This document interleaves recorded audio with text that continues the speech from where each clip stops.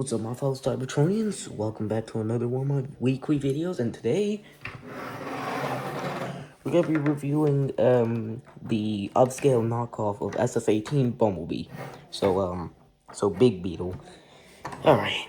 So can't we just admire how good the painting on this thing is? Like, all the pinstriping is just painted. The door handles, guess what?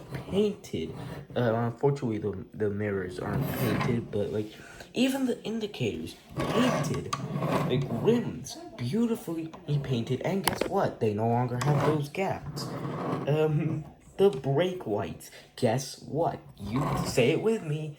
They are painted. I just like I get that this was once a deluxe and Hasbro probably didn't have that much room, but the painting on this is just so much better than SS18 from what I've seen. I've never owned the official.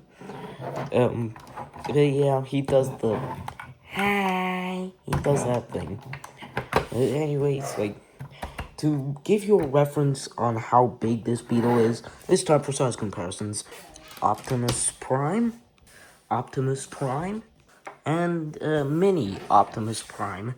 And with this being a Bumblebee review, we of course cannot forget Bumblebee, Bumblebee, and Old Bumblebee.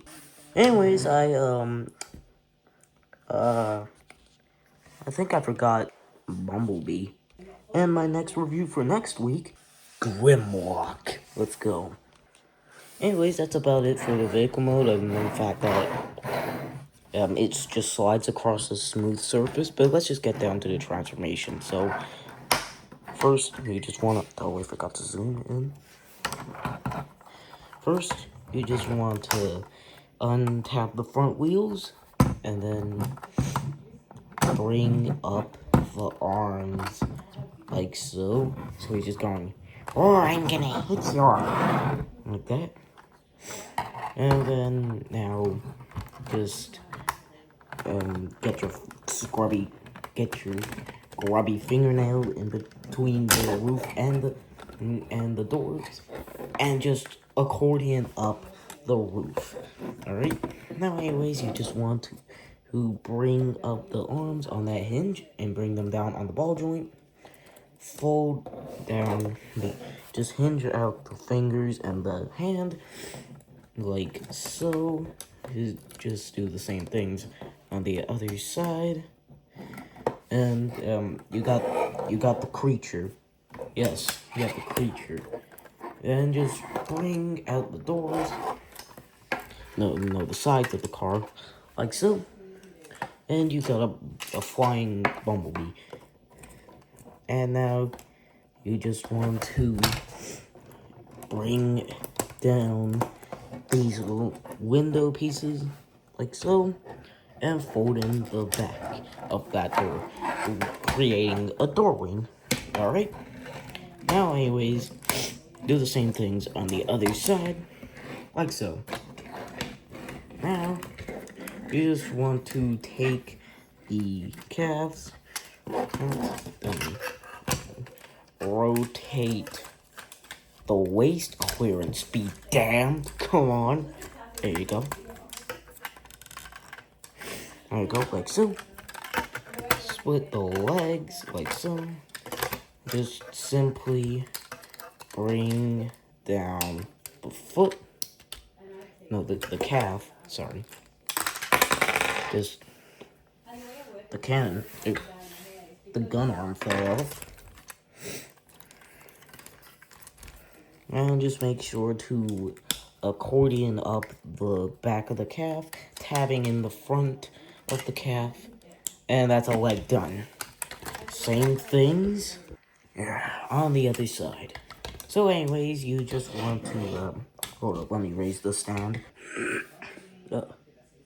Oh wait, I just did the rest of the transformation. God damn it. Yeah, I forgot to press play on the rest of the transformation. I swear I'm professional. I swear I am professional. Anyways, you just want to bring down the chest panel, like so, and there is a tab that will go into the rest of the chest.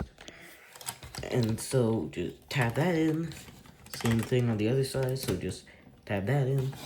And anyways, want to come to the back, and just fold, fold, and bring in, like so. And here you have it. Oh yeah, and also he was in a T pose before I finished the transformation, so just bring the shoulders down from those ball joints. And anyways, here you have the robot mode. And okay, let's just get the obvious out the way. He is not accurate at all. His chest is too broad. Yeah, I know, me complaining about big chest, I know. But and also the door wings. Who designed this figure? Michael Bay? Michael Bay, you're not meant to be in the night first. No, get scoot along. But anyways, well, honestly, the transformation from vehicle to robot is kind of fun. The the transformation back is a little bit difficult. Now, anyways, poseability on this. There's a ball joint at the head that's extremely loose, and I gotta bring the stand up for this. Look how big this figure is. Oh damn, you old mirror size, I think. Anyways, there's a really loose ball joint at the head that's loose going up and down, loose tilting, and loose going right. However, for some reason, it's really tight going left for some reason. I don't know why. And it gets up to the point where it just, you know, pops the head off due to like a battle mask gimmick, which this figure does not come with a battle mask. Pain. And so, anyways, shoulders are on ball joints, so they can't go out that far from the ball joint. And there's a hinge due to transformation, so they can't go out even further. Nice. More poseability, yay. And they can rotate. However, it does get in the way of the... Can you stop trying to fall over, please? It gets in the way of this whole... And so, but they are on a hinge joint and a hinge joint, which only slightly improves it. So I wouldn't even bother. Anyways, you do get a bicep swivel and I think a 90-degree elbow bend. It could be like a drop over 90, but I won't know. Unfortunately, there's no wrist swivel. However, to make up for that, you get 3 fingers that hinge in and out. Unfortunately, there's no individual fingers. You are spared from the circle. But the rest of the hand can soft ratchet in, like so. And, yeah, that's all the poseability for the arm. You do get a waist joint that can rotate a full 360, and also middle of the chest, die-cast metal. Don't ask me how I know that. It's like, I found out the same way I did with Dark Commander.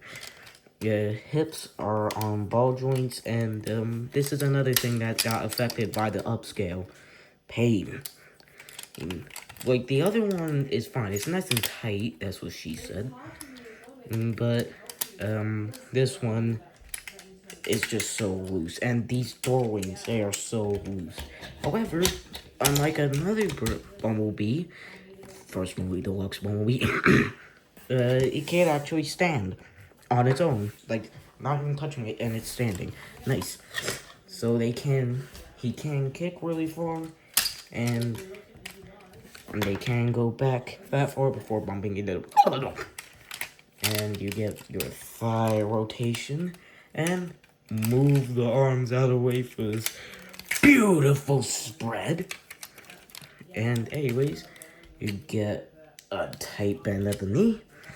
I think it's a little over 90 degrees, kind of hard to tell. And you get a stanky leg. Okay. And this piece keeps on flopping around. You get a forward and back at the ankle, and you get a beautiful pivot. So yeah, I hope it's evident that the poseability on this figure is amazing. Oh, and I forgot to mention these two. He comes with a gun forearm, which which in order to attach, you just rip off his forearm and put this on here. For some reason, the port, it's a hex plug. However, it's a circle peg on this. I don't know why they did that.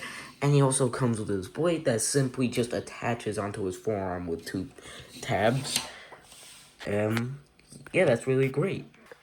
And going into the robot mode size comparison, aka the reason why these videos take so long to record, you'll get a sense at how big this figure is.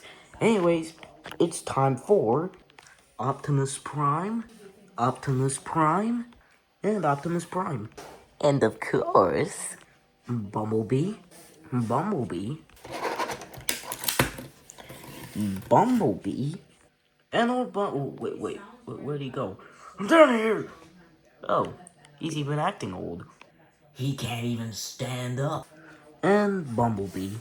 Now, Dark Commander was another one of my friend's items, so I gave it back to him the day after I done that review, so I can't do the previous review comparison.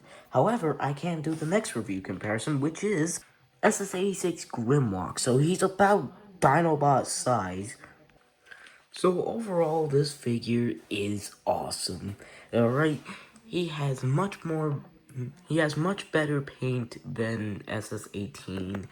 And if you just want a big Bumblebee, I recommend you get this knockoff. But if you do want to suffer through small figure with complex transformation, then do get SS18. But get this if you don't want that.